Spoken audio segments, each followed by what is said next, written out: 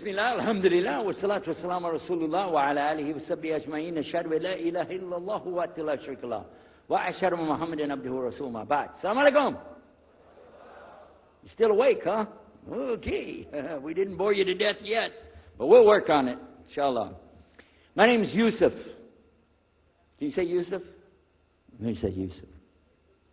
Yeah, very good. I wish you'd teach my wife. She keeps mispronouncing it. She calls me useless.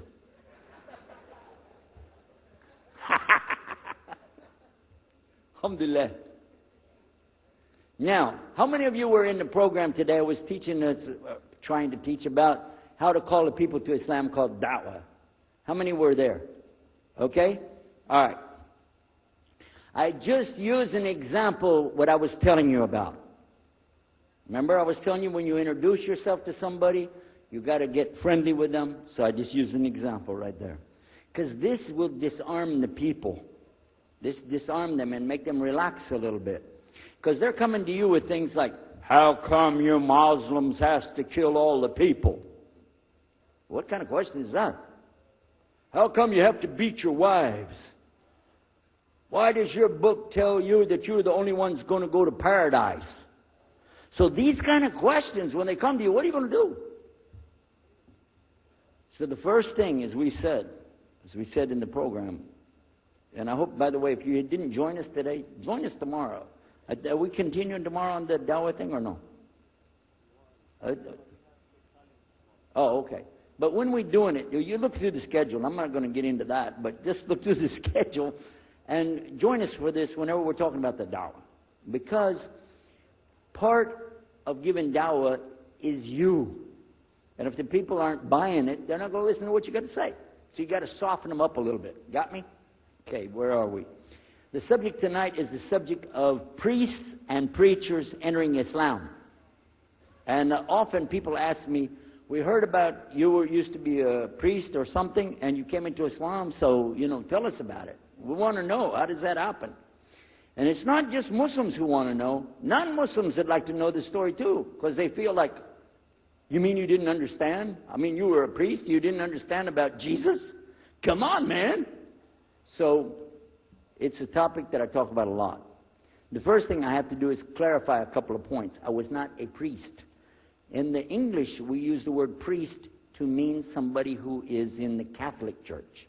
If you're not from the Catholics, if you're from the Protestants, then you don't use that term. We usually use the term, for instance, pastor, minister, preacher, reverend, and these are some of the titles. We came up with an awful lot of them because that's the way humans are, right? Give ourselves titles.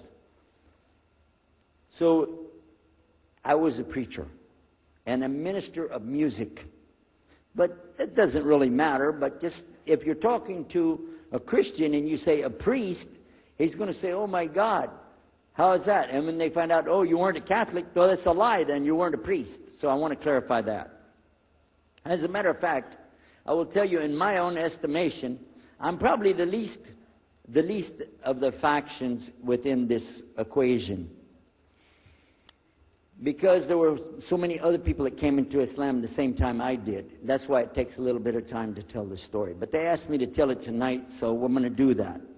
But I want you to listen carefully to realize what goes through the mind of a person that's not Muslim. Okay? And I usually start out by telling people that my father and I were both ministers, and both of us were also businessmen. In the reverse order. We were business first and preacher second. Got me? Because, well, as they say, business is business. And that's exactly how it worked. We operated mostly in Texas. We had a place in San Antonio, Houston, and also in the Dallas area. And we were very concerned about Christian conditions. So my father started something called Concerned Christian Centers. And basically, if you look at it from a material point of view, it was a place to sell stuff. But what we would do is take consignment things in. People could bring things into us, and then we would sell it and keep part of the money. And keep a lot of the money. But anyway, they would bring in what they make with their hands, arts and crafts. And a lot of old women, they like to sit around and make things, then they give it to us, And this helps the church, which is called the church, and then it helps them as well. So it became like business and religion tied together, and that's very common in our country. At one point, my father told me, we're going to start doing business with a man from Egypt.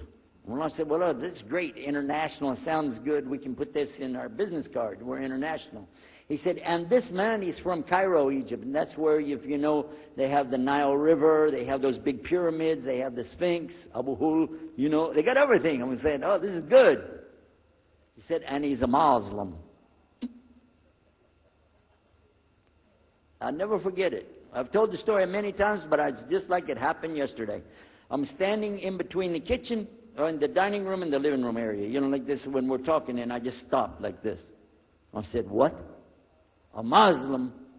No way. No way do I want anything to do with that. Dad, come on, you should know better than anybody. Because we were linked in with other preachers. My father supported people like Pat Robertson. Huh? You know him? Huh, Pat Robertson? And Oral Roberts. He's not very popular anymore, but he used to be real strong. And his ministry up in Tucson, Tulsa, Oklahoma. In addition to that, people like Benny Hinn. I don't know if you heard of Benny Hinn. He's coming over this way, so look out. And there's many of them. John Hagee, and the list goes on. Jerry Falwell, Jimmy Swaggart. Some of the names, maybe you heard those before. We know these people. We know all about them. All about them. Okay? So at one point, here I am standing there talking to my father about a Muslim. These are the enemies of God. This is what we've been taught. These same people, I just mentioned their names, in their preaching on the television and so on, this is what they teach. Muslims are no good. Now it just became Muslims are terrorists. But back then, you know, we didn't reach that level yet. We were still just kidnappers, hijackers, you know. They said that Muslims don't believe in God, that they're worshiping a black box in the desert, and they kiss the ground 5 times a day. Now that's what we know, man. So here's this Muslim going to do business with us. I told my dad, no way, I'm not going to do it. And he insisted. He said, I want you to meet this man. He's very nice. And I said, I don't want to meet him. I never am like this, by the way. But on this case, I said, no. That's one thing I'm going to stand firm against.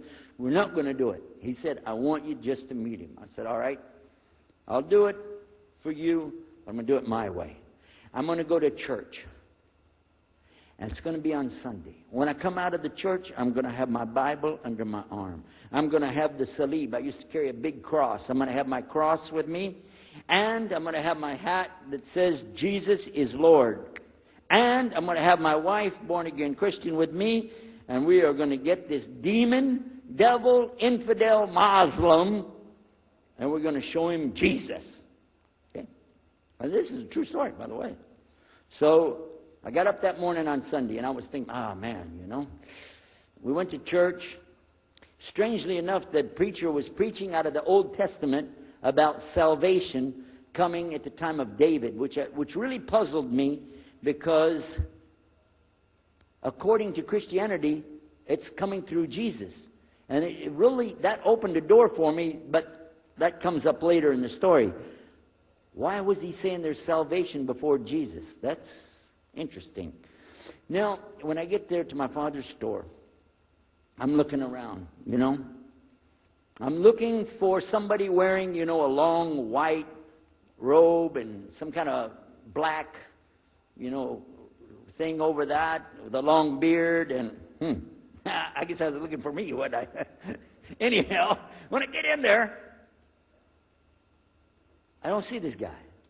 By the way, imama, sword, everything. Ayatollah Khomeini, maybe.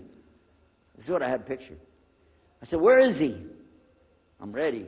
My father said, he's over here. I said, where? I said, here. This is a normal guy. He was normal. He didn't have a beard. He didn't have any hair at all.